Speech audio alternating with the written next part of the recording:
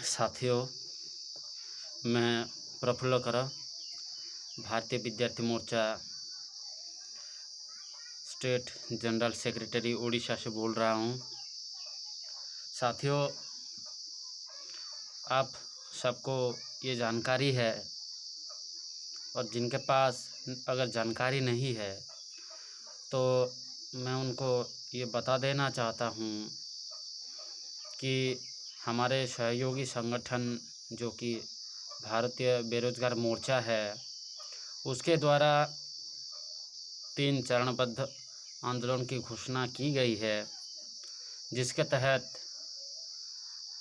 पहली 8 तारीख को जो कि सारे देश भर में काली पट्टी का आंदोलन ख़त्म हो गया है और दूसरी चरण आज है। जैसे कि मेरा समय टाइम निकाल के मैं लाइव आया हूँ और आज का जो दूसरा चरणबद्ध आंदोलन है, आज का ईवीएम का जो फ़ोटो उसको जलाना है। तो आपको सब मालूमात होगा कि ईवीएम जिसको हम बोलते हैं मॉडर्न मनुस्मृति, उस हिसाब से काम कर रही है और सारी मुसीबत की जड़ ये ईवीएम ही है। तो हम सबको ये जिम्मेदारी बनती है कि ईवीएम को हम सब लोग विरोध प्रदर्शन करें, विरोध करें, ताकि ये सरकार का कान दब सके और सरकार कोई ठोस कदम उठाए।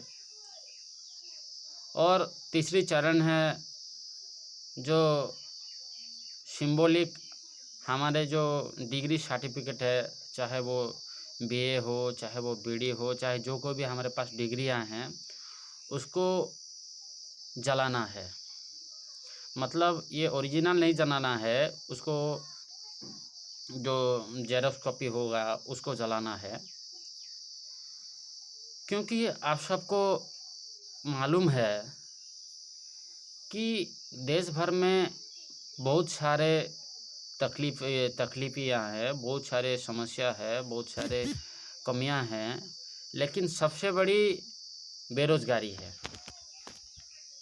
क्योंकि सरकार सोची समझी साजिश के तहत हम लोगों को, मूल निवासियों को, बहुजन लोगों को नौकरी नहीं दी जा रही है। जैसे कि इस ट्रेंड में हम लगे हुए हैं, अगर रोज़गार नहीं तो सरकार नहीं। अगर सरकार अगर रोज़गार मुहैया करने में असफल होती है तो हम उसको नाकाम बोलते हैं। तो रोज़गार न होने के कारण देश भर में 35% से ज़्यादा बेरोज़गारी बढ़ गई है। और जो निजीकरण हो रहा है देश भर में, प्राइवेटाइजेशन हो रहा है, इस प्राइवेटाइजेशन तहत सब नौकरियों को निजीकरण के हाथों में दिया जा रहा है। इसलिए जो गवर्नमेंट सेक्टर है उसमें नौकरियां ख़त्म हो चुकी है। और ये जो लॉकडाउन का माहौल है, लॉकडाउन के समय में जैसे हम लोग घर बिठा दी गई है, जो नौकरी निकलना था वो निकल नहीं रहा है, जिसका रिजल्ट निकलना था उसका निकल नहीं रहा है, जो एग्ज़ाम होना था वो एग्ज़ाम नहीं हो रहा, जिसके तहत बहुत सारे स्टूडेंट्स है, जैसे कि बहुत सारी तकलीफ़ों का सामना करके बाद में वो अपना जान भी दे रहे हैं। ये बहुत दुख की बात है, क्योंकि बहुत सारे तकलीफ़ों का सामना नहीं कर सकते। तो और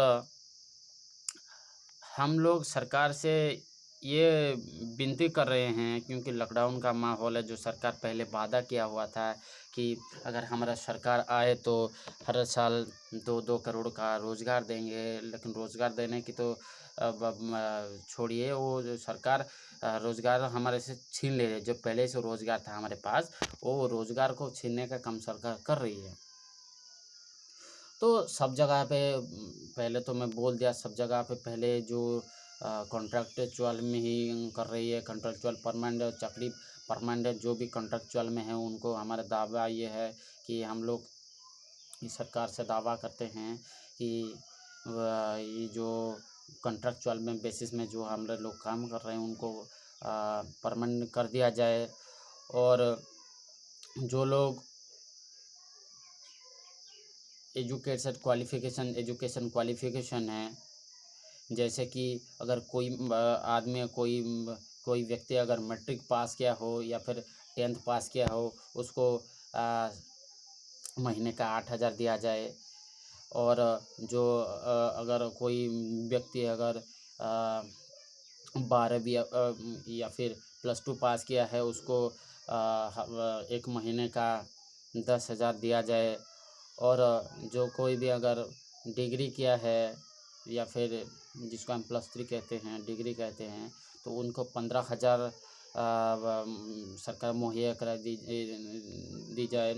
और जो भी पोस्ट ग्रेजुएशन किया है उसको 20,000 दिया जाए। ये सब हमारे संगठन की तरफ से दावा करते हैं सरकार से, क्योंकि आज के माहौल में सब लोगों को, खास करके विद्यार्थियों को बहुत सारी सताया गया है, क्योंकि दिल्ली का एक ग्रेटर नोएडा एक एरिया है जहाँ पे स्टूडेंट्स, विद्यार्थियों जहाँ पे पढ़ते हैं, लिखते हैं। लेकिन कोरोना के माहौल में बहुत सारे जो ग्रेटर नोएडा में थे, बहुत सारे लड़के सुसाइड किए, और ये उनको सरकार कोई भी मदद नहीं की। ये सब बहुत सारे कहने को तो बहुत है, बहुत सारे मालूमात हैं हमको, आपको भी बहुत सारी जानकारियाँ होंगी।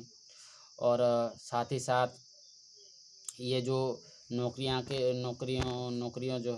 के बहुत सारे निकाला जाए। और साथ ही साथ सब लोगों को अपने अधिकार, क्योंकि हम अपना अधिकार मांग रहे हैं, मुफ्तखोरी का मांग नहीं रहे। हमारा रिप्रेजेंटेशन जो कि हमारा हक है, कानूनन हक है और फंडामेंटल राइट है रिप्रेजेंटेशन का, हम उनके हिसाब से ही सरकार से ये दावा करना चाहते हैं। और ये जो 3 चरणबद्ध आंदोलन है भारतीय बेरोजगार मोर्चा के, तो हम सब लोग भारतीय विद्यार्थी मोर्चा उड़ीसा के तरफ से हम उसको पूर्ण सहयोग करेंगे। और भारत भर में जैसे इस आंदोलन को ज़्यादा से ज़्यादा फैलाया जाए और इस आंदोलन को कैसे सफल किया जाए, इस तरह से हम सब लोग को ध्यान रखना चाहिए। और आने वाले दिनों में हम कैसे हमारे विद्यार्थियों को उनकी समस्या का हल करने में जुट जाएंगे। और साथ ही साथ हमारे जो बेसिक मिनिमम है विद्यार्थियों को, उसको भी पूरा करना चाहिए। और हम लोगों को कभी भी ताकत नहीं हारना चाहिए, क्योंकि हर गुजरा हुआ कल का एक खूबसूरत दिन होता है। तो हमको ये हिम्मत जुटानी चाहिए कि ये जो बुरा माहौल है, हम लोग को सरकार के खिलाफ लड़ना चाहिए एकजुट होकर। कोई ट्विटर ट्रेंड नहीं, हमको सब लोग को ट्विटर ट्रेंड, चाहे वो ट्विटर फेसबुक के ज़रिए हो, चाहे व्हाट्सएप के ज़रिए हो, क्योंकि आज का ये सरकार का ये जो सरकार हाल बनाया है, फिजिकली टाइप पे हम कहीं एकजुट हो नहीं सकते। इसलिए हम सोशल मीडिया के ज़रिए, ये बहुत बड़ा प्लेटफॉर्म है। जैसे कि इंटरनेशनल ट्विटर के ट्रेंड के माध्यम से हम ट्रेंड कर सकते हैं, जैसे कि इंटरनेशनल इशू हो सकता है। फेसबुक के ज़रिए हम ग्रुप बना के फेसबुक के ज़रिए भी हम कोई मैसेज डाल सकते हैं। बहुत सारे हमारे पास टेक्निक्स है। तो आप लोग से मैं आग्रह करूँगा कि कृपया इस मैसेज को, इस विचारधारा को आप सब लोग बहुत सारे विद्यार्थियों के सामने रखेंगे। और इस आशा से मैं अपनी बात रखता हूँ। धन्यवाद।